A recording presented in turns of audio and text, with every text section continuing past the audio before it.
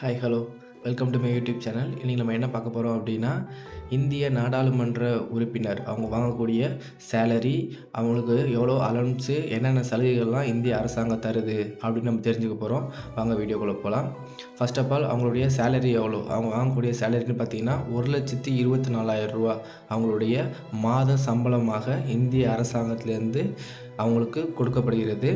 இது இல்லாமல் அவங்களுக்கு என்னெல்லாம் அலோன்ஸ் இருக்குது அப்படின்னு பார்த்தீங்கன்னா, அவங்களுக்கு அலுவலக செலவுக்காக கிட்டத்தட்ட ஒரு 60,000 தராங்க. அவங்க ஆஃபீஸ் வச்சுக்கலாம், அந்த ஆஃபீஸில் அவங்களுக்கு எம்ப்ளாயி வச்சுக்கலாம். அதுக்காக ஒரு 60,000 தராங்க. அது இல்லாமல் தொகுதி பங்கீட்டு நிதி அப்படின்னு சொல்லி ஒரு 70,000 தராங்க. அதுவும் இந்திய அரசாங்கத்திலேருந்து கொடுக்கப்படுகிறது. இது இல்லாமல் வேறு என்ன சலுகை இருக்குது அப்படின்னு பார்த்தீங்கன்னா, அவங்களுக்கு இங்கேருந்து டெல்லி போய் பேசுகிறதுக்கு டெல்லியில் ஒரு வீடு, அந்த வீடு இல்லை அப்படின்னா அதுக்கான அலோன்ஸை கொடுத்துருவாங்க. இவ்வளோ அமௌண்ட்டு வீடு வருதுன்னா அந்த அமௌண்ட்டு கொடுத்துருவாங்க. அது இல்லாமல் அவங்களுக்கு 50,000 யூனிட் வரைக்கும் கரண்ட்டு ஃப்ரீ. அதுக்கப்புறம் தண்ணி ஃப்ரீ.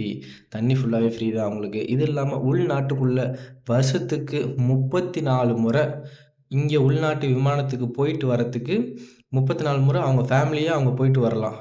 இதுக்கான ஃப்ரீ அவங்களுக்கு இருக்குது. அது இல்லாமல் ட்ரெயின்லேயும் ஃபஸ்ட் கிளாஸில் ஃபுல்லாகவே ஃப்ரீ தான். இந்த அலோன்ஸ் இருக்குது.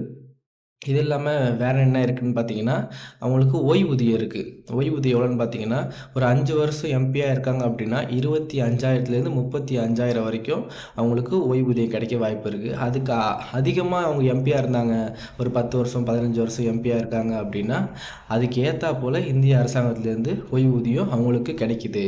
ஆனால் ஒரு முக்கியமான விஷயம், ஒரு மாநிலத்துடைய என்னென்ன உரிமைகள்லாம் தேவை, என் மாநிலத்துக்கு எது எது வேணும் வேணாம் அப்படின்னு இந்திய நாடாளுமன்றத்தில் போய் குரல் கொடுக்கக்கூடிய ஒரே ஆள் நம்ம மாநிலத்திலேருந்து நம்ம அனுப்புகிற எம்பிஸ் தான். அவங்க போய் தான் அங்கே பேசி மாநில உரிமைகளுக்கு தேவையான எல்லாத்தையுமே கேட்டு இந்திய ஒன்றிய அரசுகிட்டேருந்து கேட்டு வாங்கிட்டு வர முடியும். எம்பியோட பவருங்கிறது இதுதான். பாய்.